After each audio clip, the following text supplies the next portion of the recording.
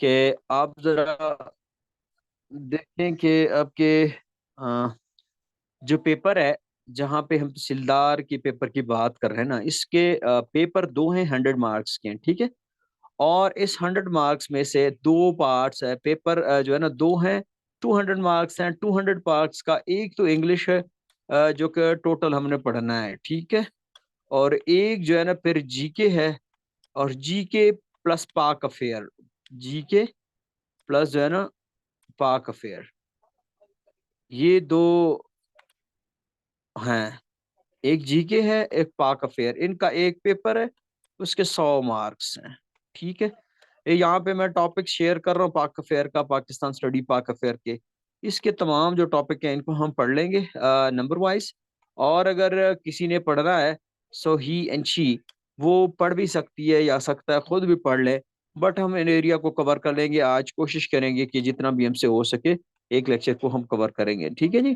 सबसे पहले हम आते हैं जी पार्ट वन में। हमारा पार्ट वन जो है, वेरी इंपॉर्टेंट। पार्ट वन में से हर दफा एक क्वेश्चन आता है। इसमें पहला जो टॉपिक है वो अराइवल ऑफ मुस्लिम इन सब continent and spread of Islam, ठीक है जी। तो मुस्लिम सब कॉन्टिनेंट में कैसे आए और इस्लाम कैसे फैल गया, सबसे पहले हम इस पार्ट को डिस्कस करते हैं फर्स्ट लेक्चर में। सेकंड हम कहते हैं इम्पैक्ट ऑफ इस्लाम इन सब continent.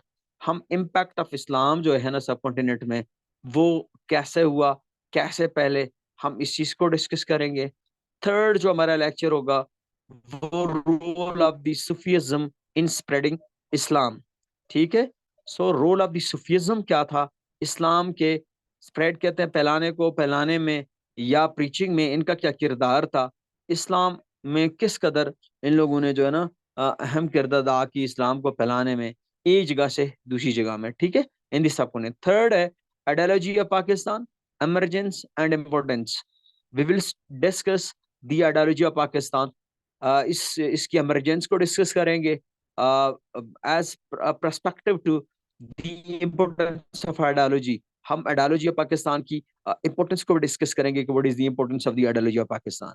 Third fifth one is the ideology of Pakistan, Quaid Azam and Allama Iqbal. So we will discuss the ideology according to Quaid Azam and Allama Iqbal. इसका हर वक्त एक क्वेश्चन आता रहता है। अगर आप देखें, सो आप अगर इसको पढ़ लेंगे, सो मीन दैट एक पार्ट आपका कंप्लीट हो रहा है, इसमें से एक क्वेश्चन लाजमी आएगा, ठीक है। Decline of the Muslim rule, very important question है जी। ये हम जो सर से स्टडी करेंगे आखिर तक ले चलेंगे। सो हमें ये भी पता होना चाहिए कि decline of the Muslim rule, ये कैसे मुसलमान रूल का जो है डिक्लाइन हो गया, कैसे मुसलमान के जो वो है एम्पायर है, वो किस कदर इसका शिकार हो गया, पस्ती का शिकार हो गया, वो कैसे खत्म हो गया, हम इस चीज को डिक्लेयर कर लेंगे, इस चीज को भी हम पढ़ लेंगे, ठीक है। पार्ट टू में आ जाते हैं जी। फर्स्ट के बाद 6 लेक्चर है, 6 लेक्चर के बाद पार्ट टू में फर्स्ट लेक्चर होगा war of independence, background causes and impact. Very important, very important, ये बहुत इंपॉर्टेंट है। हर इसमें आ जाता है, अगर देखें तो इस पार्ट में से एक आ जाएगा, पार्ट वन में से एक क्वेश्चन आता है, पार्ट टू में से एक क्वेश्चन आता है। अगर आपके पास पास पेपर है, यू मस्ट गो थ्रू। आप जो है इस पास पेपर में जाए, आपको पता चल जाएगा कि कौन से क्वेश्चन एरिया से और कौन से क्वेश्चन आए हैं। सेकंड लेक्चर होगा sir Syed Ahmad Khan, Aligarh movement and services. हम सर सैयद अहमद खान को टोटल डिस्कस करेंगे और अलीगढ़ मूवमेंट को भी डिस्कस करेंगे। Services which provided by Sir Syed Ahmad Khan for the Muslim subcontinent, we will discuss in detail. And very important, ये भी इंपॉर्टेंट है, पास पेपर्स में आप देखें इसका जिक्र कहीं ना कहीं लाजमी आया होगा। सो इसके अलावा Shah Waliullah and services, we will discuss Shah Waliullah. इसके अलावा सैयद अहमद शहीद बरेलवी जो है ना, ये भी आता है, इंपॉर्टेंट है। इसके अलावा Mujaddid Alf Sani, one of the most important question, ये इस दफा भी आया हुआ था अगर देखा जाए तो। सो मींस दैट ये टू पार्ट्स जो हैं, ये दो पार्ट्स में से हमने इनको कवर करना है। इसमें से आपके 20 मार्क्स का क्वेश्चन इसमें से लाजमी आएंगे, या इससे आएगा या इस तरफ आएगा, हर हाल में आना है इसने, ठीक है। सो पार्ट थ्री में हम चलते हैं जी। पार्ट थ्री में मोस्ट इंपोर्टेंट जो इवेंट्स हैं वो पार्ट थ्री में हुए हैं, जैसे the partition of Bengal we will discuss, the Shimla deputation हम पढ़ेंगे, मेंटो मॉरले रिफॉर्म को पढ़ेंगे और लखनऊ पैक्ट्स को पढ़ेंगे। खिलाफत मूवमेंट को पढ़ेंगे, मेंटाग्यो चेल्मसफोर्ड रिफॉर्म को हम पढ़ेंगे, डेले प्रपोजल को पढ़ेंगे, और नैरो रिपोर्ट को भी डिस्कस करेंगे, 14 पॉइंट्स ऑफ कायदे आजम को डिस्कस करेंगे, अलामा इकबाल एड्रेस ऑफ इलाहाबाद, इलाहाबाद की जो एड्रेस है अलामा इकबाल की, one of the most important in history of Pakistan, इसको हम डिस्कस करेंगे। इसके अलावा साइमन कमीशन को हम डिटेल कर लेंगे, क्रिप्स मिशन को डिटेल करेंगे। इसके साथ साथ हम पढ़ेंगे राउंड टेबल कॉन्फ्रेंसेस को डिटेल में, इंडियन काउंसिल एक्ट 1935 को हम पढ़ेंगे, इसके एक्ट्स को पढ़ेंगे, इस चीज को हम डिस्कस करेंगे। इलेक्शन, इंडियन के जो इलेक्शन है 1936 और 1936 और 1937 के जो इलेक्शन में विल डिस्कस इन डिटेल। और वेरी इंपॉर्टेंट है लाहौर रेजोल्यूशन, अक्सर पेपर में देखा है आपने, लॉर्ड वेवल प्लान जो है इसको डिस्कस करेंगे। सिमला कॉन्फ्रेंस और सिमला कमीशन में बहुत फर्क है, सो इनको हम डिस्कस करेंगे। कैबिनेट प्लान को हम डिस्कस करेंगे।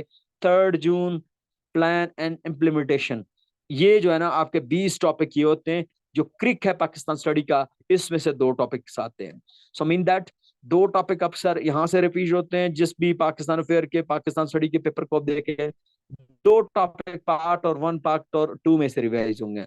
यानी 20 मार्क्स का पार्ट 1 पार्ट 2 है, और 20 मार्क्स का जो है ना पार्ट 3 है। इसमें से एक चैप्टर एक टॉपिक हमेशा ही आता है, तो इसको जो है ना हम डिटेल कर लेंगे विद रीजंस, इसको पढ़ लेंगे, इंशाल्लाह ये कवर होगा। आते हैं जी पार्ट 4 की तरफ। ठीक है, पार्ट 4 भी इंपॉर्टेंट है क्योंकि ये क्वेश्चन रिपीटेड है। Early problem of Pakistan, Pakistan जो बना था उसके अंदर जो प्रॉब्लम्स थे वो क्या कहते हैं, we will discuss in detail कि वो कैसे हुए, क्या चीज थे, क्या इमरजेंस था इनका, तो इस चीज को हम डिटेल डिस्कस करेंगे। इसके अलावा ऑब्जेक्टिव रेजोल्यूशन को हम डिस्कस करेंगे डिटेल, ऑब्जेक्टिव रेजोल्यूशन क्या है, कैसे पास हुआ, क्या चीज है। 1 यूनिट को डिस्कस करेंगे, वेरी इंपॉर्टेंट। इसके अलावा constitution 1956, constitution 1962, constitution 73 and martial laws को हम डिस्कस करेंगे। इसमें वेरी इंपॉर्टेंट, ये भी इंपॉर्टेंट है, इसमें से एक टॉपिक हर वक्त आता है, जिस पेपर में देखिए एक टॉपिक आता रहता है। So mean that part 1 part 2 और पार्ट 3 पार्ट 4 में से ये डिवाइडेड है, इसी में से आ जाएंगे। ठीक है, पार्ट 5 में geography, geographical importance of Pakistan, geopolitical इसको कहते हैं, जियो स्ट्रैटेजिक इसको कहते हैं, तो इस चीज को हम डिटेल करेंगे। पाकिस्तान रिलेशंस विद इंडिया हम डिस्कस करेंगे, कश्मीरी शी को डिस्कस करेंगे, Pakistan relations with US discuss करेंगे, Pakistan relation with Afghanistan discuss करेंगे, सी पैक एंड इंपॉर्टेंस को डिस्कस करेंगे। सोशल इश्यूज जो हैं उनको हम डिस्कस करेंगे, जैसे है करप्शन, जैसे है पॉवर्टी, जैसे है इकोनॉमी, और जैसे है एजुकेशन। हम इन तमाम चीजों को डिस्कस करेंगे which will help you in the field of what जी, आपके इंग्लिश ऐसे का जो पेपर है इसमें आपको कहीं ना कहीं ये मदद देंगे हर हाल में। ठीक है जी। जी सिलेबस अगर किसी को कुछ पूछना है तो आप पूछ सकते हैं, any question up two year से पूछना काइंडली, कोई क्वेश्चन है पूछ लें, कोई क्वेश्चन है वो पूछ लें, फिर हम आगे चलते हैं। Any question?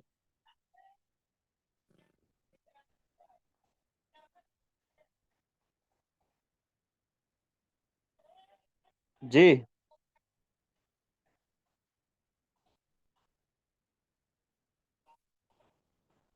एनी क्वेश्चन पूछना है बेटा, पूछ लें, फिर हम आगे चलते हैं। किसी का भी कोई क्वेश्चन है सो इनबॉक्स में आ जाए, अदरवाइज आगे चलते हैं, फर्स्ट टॉपिक को डिस्कस करेंगे। ठीक है, we have lot of time, हमारे पास टाइम है, इंशाल्लाह पहले टॉपिक को हम आज कवर कर लेंगे। जी बेटा जो भी पूछना है पूछ लें।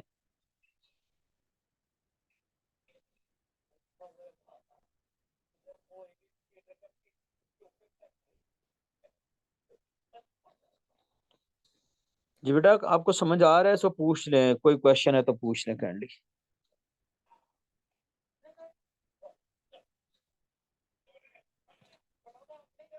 जी बेटा, इसका मतलब है नहीं है कोई क्वेश्चन? जी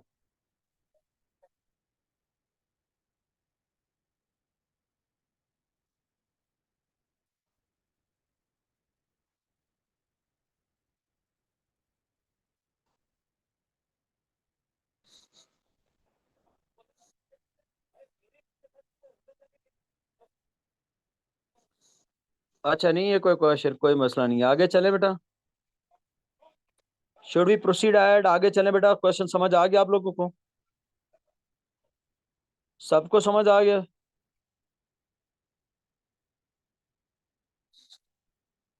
एनीवन?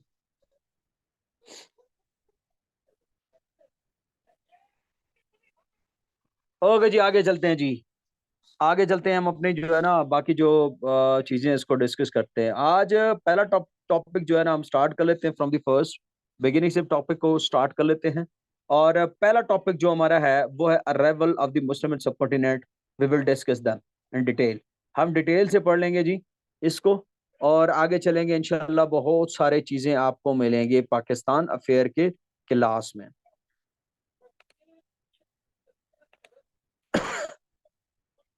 जी बेटा, पहला लेक्चर है हमारा, फर्स्ट लेक्चर। जी लेक्चर नंबर 1 हमारा है दी मुस्लिम सोसाइटी इन सब कॉन्टिनेंट। हम इसको पढ़ लेते हैं। We will discuss the Muslim society in subcontinent. सब कॉन्टिनेंट में मुस्लिम जो अराइवल है, जो पहला हमारा अकॉर्डिंग टू सिलेबस है, इसको हम पढ़ लेते हैं, इसको डिस्कस कर लेते हैं। ठीक है जी। अच्छा जी, सबसे पहले तो आप अपने जहन में ये रख लें कि ये मुस्लिम जो है ना, इनकी इवोल्यूशन या ये सब कॉन्टिनेंट में कैसे आए। सबसे पहले आप इस बात को अपने जहन में रख लें। ठीक है। तो पहला इसका यह है कि the evolution of the Muslim society सब कॉन्टिनेंट कैसे आ गए। तो आप अपने बात जहन में ये बात रख ले, the establishment of the Muslim in rule in Sindh pave the way for the future. क्या हो जाएगा जी आपके सबसे पहले आप अपने ये बात रख लें कि मुसलमानों ने जो आए थे, पहला जो कदम रखा था सब कॉन्टिनेंट में, वो रखा था सिंध में। द फर्स्ट क्वेश्चन, सिंध पहला जो था। इसी वजह से सिंध को कहते हैं बाबुल इस्लाम। बाबुल इस्लाम क्यों जी? क्योंकि उसके बाद मुसलमानों का जो प्रोपोगेशन था वो यहीं से स्टार्ट हो गया।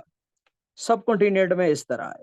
पहला जो इस्लाम का पहला जो हिस्सा था, सिंध को बाबुल इस्लाम क्यों कहते हैं?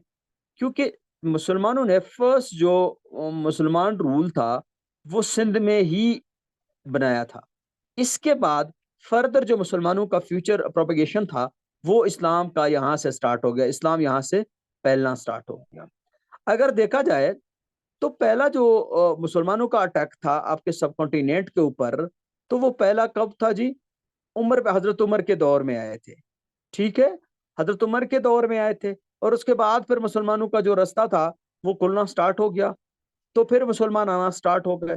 तो सबसे पहले आप इसको देखें कि इवोल्यूशन ऑफ मुसलमान सब कॉन्टिनेंट में कैसे हुआ, कि पहले इन लोगों ने सिंध पे रूल किया, उसके बाद मुसलमानों का फर्दर जो पॉइंट था वो खुलना स्टार्ट हो गया और मुसलमान आगे बढ़े। तो इसमें क्या हुआ, जब मुसलमान यहाँ पे आए एज ए ट्रेडर आए थे, एज यू नो कि ये ट्रेड के तौर पर आए, ट्रेडर के तौर पर तिजारत करने लगे सब कॉन्टिनेंट में। जो पाकिस्तान और इंडिया है, इससे लेकर ये ईस्ट तक चले गए, जहां पे श्रीलंका है, जहां पे श्रीलंका है, तो वहां तक चले गए। सो इसका मतलब है कि मुसलमान सब कॉन्टिनेंट में आए एज अ तिजारत के तौर पर, और कहां तक फैल गए जी? ये आगे तक चले गए। तो ये था हमारा क्या जी? ये था हमारा मुसलमानों का हमारा जो है ना यहाँ से स्टार्ट होकर वहां तक चला गया। तो इसमें एक बंदा आ जाता है जी, फर्स्ट मुस्लिम जिसने क्या किया जी, फर्स्ट मुस्लिम फर्स्ट हिंदू जिसने इस्लाम कबूल किया था, उसका नाम था किरनिंग नूर। किरनिंग नूर था। किरनिंग नूर एक बंदा था। वो कौन सा था जी? हिंदू बंदा था, और इसने इस्लाम कबूल की। ये एक छोटी सी रियासत, एक स्टेट का क्या था जी? बादशाह था। इसने इस्लाम कबूल की है, तो इसका मतलब है इसको प्रीच किया था जी। तो मुसलमान एज अ ट्रेडर आए, ट्रेड के साथ साथ इन लोगों ने प्रीचिंग भी स्टार्ट की। प्रीचिंग से जो है ना क्या हो गया जी? इस्लाम फैलना स्टार्ट हो गया। पहला बंदा कौन था जी? किरनिंग नूर था, जिसने इस्लाम कबूल की। वो एक नॉन मुस्लिम था। इसका मतलब ये है कि अभी ये जो हमारा इसको इस्लाम कबूल करने वाला बंदा जो था, उसका नाम था एम शरीफ, मोहम्मद शरीफ। जो कि एक तबलीगी जमात का सरबरा था, इससे कबूल किया इसने इस्लाम। सो मीन्स कि हम कहते हैं कि मुसलमान सब कॉन्टिनेंट में कैसे आए। तो मुसलमान सब कॉन्टिनेंट में एज अ ट्रेडर एंटर हुए, एज अ वॉरियर एंटर हुए, और एज अ क्या जी, रूलर एंटर हुए। सो ये तमाम चीजें थे, लेकिन छोटी सी हिस्ट्री मैंने बता दी आपको, अभी डिटेल से पढ़ेंगे कि सब कॉन्टिनेंट में कैसे ये लोग आ गए। तो पहला रूल ये वो ये बनता है कि सब कॉन्टिनेंट में आ गए। ठीक है। तो मुसलमानों का पहला पीरियड कौन सा था, जो फर्स्ट एक्सपेडिशन था इनका, मुस्लिम्स अर्लियल कॉन्टैक्ट विद सब कॉन्टिनेंट, यानी कि पहली दफा मुसलमान कैसे आ गए जी आपके सब कॉन्टिनेंट, यानी जो सिंध की हम बात कर रहे हैं, ये सिंध में मुसलमान पहली दफा कैसे आए जी, in first arrival of the Muslim early expedition. तो मैं पहले ऊपर भी जिक्र कर चुका हूं, ड्यूरिंग द पीरियड ऑफ हजरत उमर के पीरियड में एक बंदा था जिसका क्या नाम था, रॉबी बिन जैद। इसने मकरान को कैप्चर किया था। ठीक है, मकरान को इसने कैप्चर किया था। इसको ऑर्डर किसने दिया था जी, under the order of the governor of Iraq, जिसको इराक के गवर्नर के हुक्म से ये आया। इसने मकरान को कैप्चर किया था किसके दौर में जी, हजरत उमर के दौर में। द फर्स्ट, पहली दफा तो मुस्लिम यहां पे आ गए। दूसरी, however the rule was short listed, इसके ये ज्यादातर वहां पे नहीं रहा, और इसका रूल जो है ना फिर यहां से खत्म हो गया। ठीक है। दूसरी बात, यही पीरियड था यही पीरियड था कि यहां से दी ट्रेड रिलेशन स्टार्ट हो गए जी। अरब ट्रेडर जो थे, Arab trader use to visit the coastal areas of the Indian subcontinent for the trade. तो उसके बाद ये जो अरब ट्रेडर्स थे, ये आ गए जी। इनका क्या था जी, सब कॉन्टिनेंट में जो मकान या कोस्टल एरियाज जो थे, यहाँ पे आकर ये विजिट किया करते थे। कौन जी, ये अरब लोग थे। And develop the personal relation with the local people, और इन लोगों ने लोकल पीपल्स जो है ना उनके साथ एक रिलेशनशिप जो है ना वो स्टार्ट किया। Some Arabs settled in the coastal areas, और उसके बाद कुछ अरब जो है ना वो वापस नहीं गए, कोस्टल एरियाज जो है ना वहां पे रहना स्टार्ट हो गए। अब ये कोस्टल एरियाज कौन से हैं जी, जो है ये आपका मकरान है। एक मिनट, मुझे कोई मैसेज कर रहा है। अस्सलाम वालेकुम सर, अच्छा जी, कनेक्ट हो जाता है फिर बाद में डिस्कनेक्ट। मैं जरा इसको बता दूं जी, नेटवर्क का इशू है आपका। एक मिनट बेटा, मैं जरा यहाँ पे ये लोगों के इनका जवाब दूं मैसेज का। अस्सलाम वालेकुम।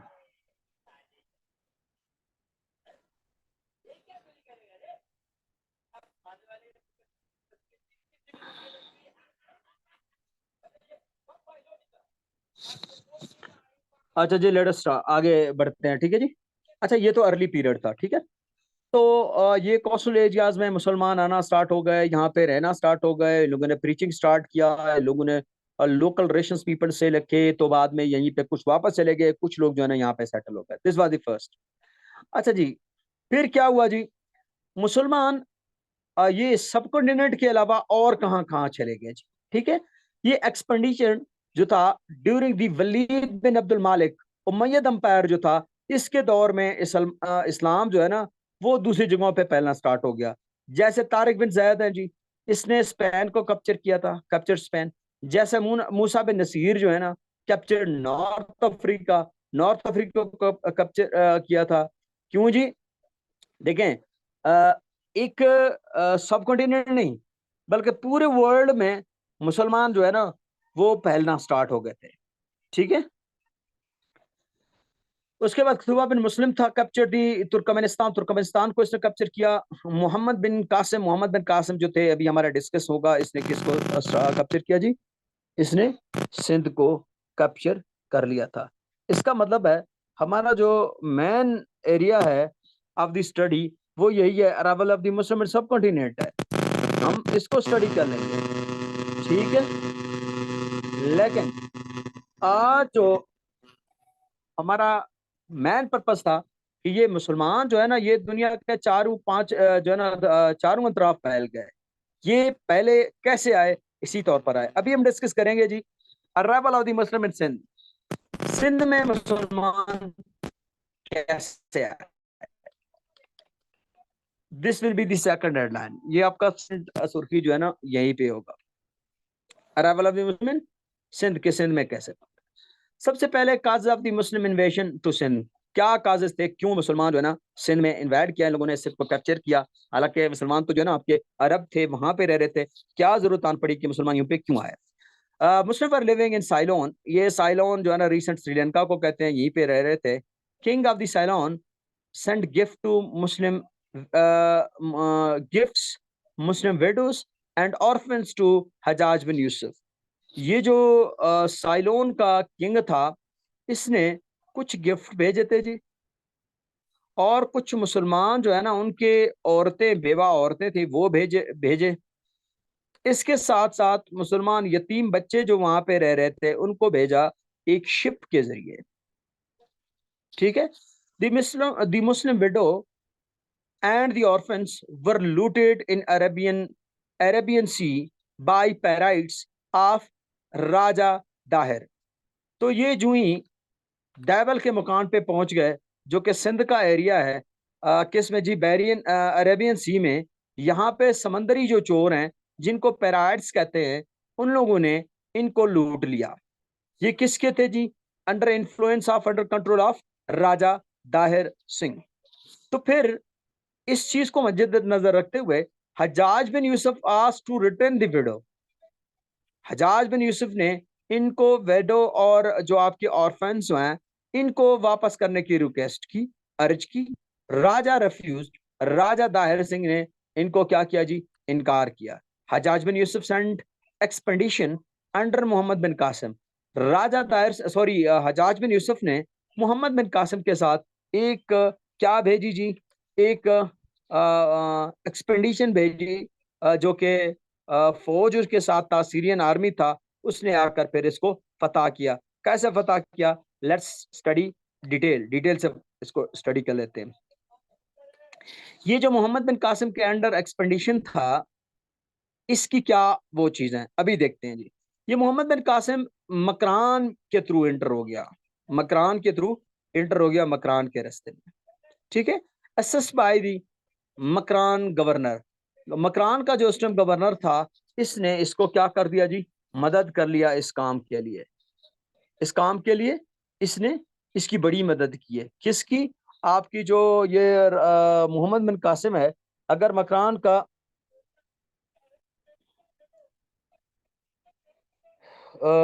जो क्या नाम है इसका, ये जो, हाँ जी, मकरान के जो गवर्नर था, इसने इसको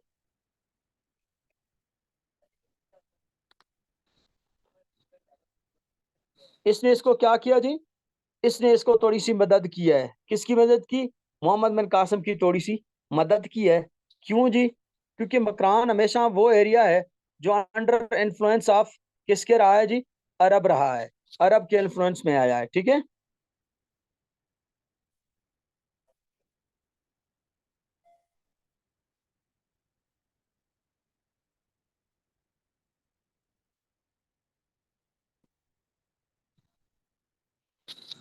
अच्छा, इसके बाद क्या हुआ जी, ये जो देबल था, Debal was the well ported by Rajput and क्या कहते हैं इसको, भरमांस।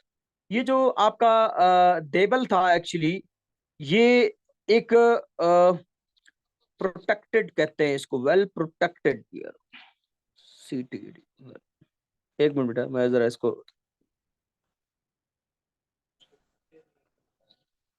वेल प्रोटेक्टेड बाय, ठीक है जी।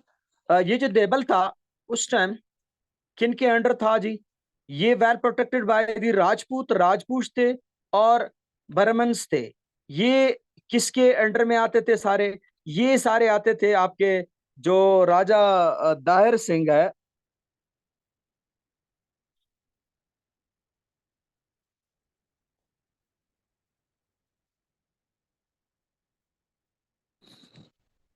अच्छा, इसके अलावा मोहम्मद बिन कासिम, क्या हुआ, जो मोहम्मद बिन कासिम की बारी आई तो मोहम्मद बिन कासिम ने एक अहम जो चीज़ था वो ये कर दिया कि मोहम्मद बिन कासिम आए और इसने 712 में राजा दायर सिंह को डिफीट दी। Mohammad bin Qasim defeated Raja Dahir Singh वैनजी इन 712, 712 में शिकस्त दी, to control of the area. इसने पूरे एरिया जो है ना उसको कंट्रोल में ले लिया, कंट्रोल कर लिया। ठीक है। Mohammad bin Qasim conquest the area till the Multan in period of 2 year. तो मोहम्मद बिन कासिम ने 2 साल के उम्र में, 2 साल के अरसे में जो जस्ट वेट, ये कोई मुझे कह रहा है मैं क्लास ज्वाइन करना चाह रहा था, तो हु इज दैट,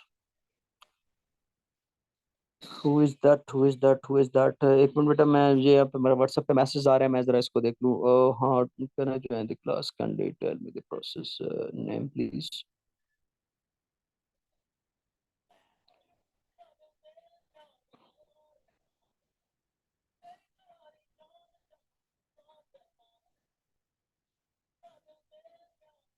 मिल गई मैं।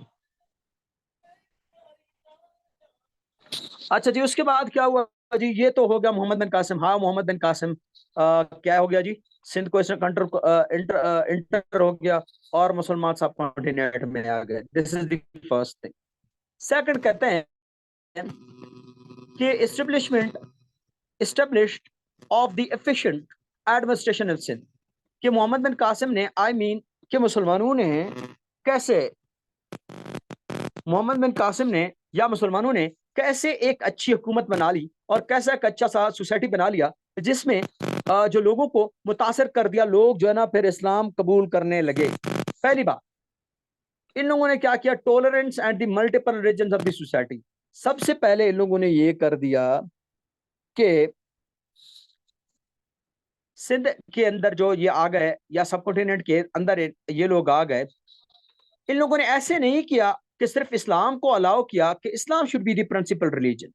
नहीं, यहाँ पे हिंदू भी थे, यहाँ पे सिख भी थे, यहाँ पे क्रिश्चियंस भी थे, यहाँ पे जिस मुस्लिम भी थे, यानी कि मल्टी पल रिलेशंस जो है ना, मल्टी डायमेंशनल रिलेशंस जो है ना, वो यहाँ पे थे। इन लोगों ने कहा नो इशू जी, there is religion freedom, religious freedom, आप अपने रिलीजियस को प्रीच करें। सबसे पहले ये क्या था जी, टॉलरेंस किया, इन लोगों ने बर्दाश्त किया, tolerance of the multiple religion society, सबसे पहले ये किया। Administration to respective caste and creed, क्या मतलब है जी, इसके एडमिनिस्ट्रेशन सिस्टम जो था उसने डिफरेंट कास्ट के लोग और डिफरेंट क्रीड के लोग उसमें लाए थे, डिफरेंट नस्ल के लोग लाए थे।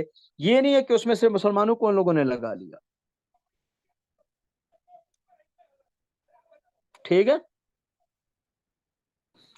तो मीन्स के आपने क्या करना है, ये चीज अपने जहन में रखना है कि मुसलमानों ने एक एफिशिएंट सोसाइटी कैसे बनाई ली। सबसे पहले ये बना ली, एक मिनट जी, ओके बेटा, मैं बता दूंगा, डोंट वरी, ठीक है। ये आपके जो ये क्वेश्चन है, was the Makran governor that time, ये मैं बता दूंगा, डोंट वरी। इसको आगे हम पढ़ेंगे डिटेल से, यहीं पे आज ही बता दूंगा, डोंट वरी। ठीक है, आफ्टर दी क्लास मैं बता दूंगा यहीं पे।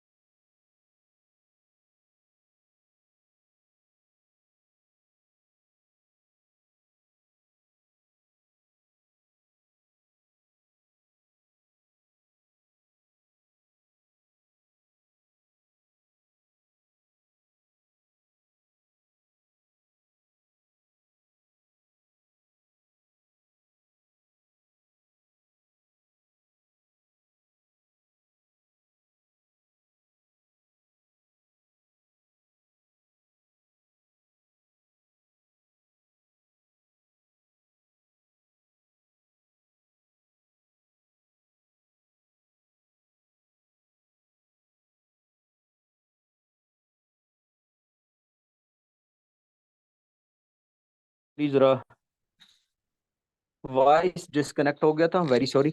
अभी मैंने दोबारा लगा लिया क्योंकि वहां पे ज्यादातर वो आ रहे थे, व्हाट्सएप आ रहे थे, तो वॉइस डिस्कनेक्ट हो गया। अच्छा जी, फिर क्या हो गया जी कि सबसे पहली मुसलमानों की जो इम्पोर्टेंट चीज थी जो यहाँ पे था वो था रिलीजियस फ्रीडम। मल्टीपल रिलीजन्स को इन लोगों ने सोसाइटी में वो कर लिया, ठीक है। अच्छा जी, establishment of the local government system, यानी कि इन लोगों ने क्या क्या किया, मोहम्मद बिन कासिम ने जो पहली दफा आया था इसने लोकल गवर्नमेंट को वो कर दिया, प्रायोरिटी दे दिया। Arabs were great politicians and statesman, they gave the administration to the native peoples of the Sindh. Sindh में रहने वाले जितने भी लोग थे उनको दे दिया, यानी कि वो लोग सिंध से खुश थे। यानी कि हुक्मरानी तो अरब कर रहे थे, लेकिन सिंध के जो लोकल लोग थे वो क्या कर रहे थे जी, वो इसमें रूल कर रहे थे। दूसरी अहमियत ये था।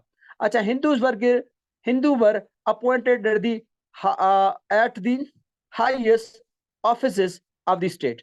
हिंदूज जो थे उन लोगों को भी जो है ना एक हाईएस्ट पोस्ट इन लोगों ने प्रोवाइड की थी, इनको स्टेटस दी थी कि हिंदू कहीं हमारे खिलाफ खड़े ना हो जाएं।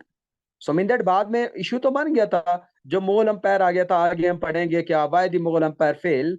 बट यहाँ पे ये सिस्टम बेहतर है कि ये इन लोगों ने एक ऑफिशियल सिस्टम समझा दिया कि लोग इसके खिलाफ नहीं थे, लोग इनके खिलाफ नहीं हुए।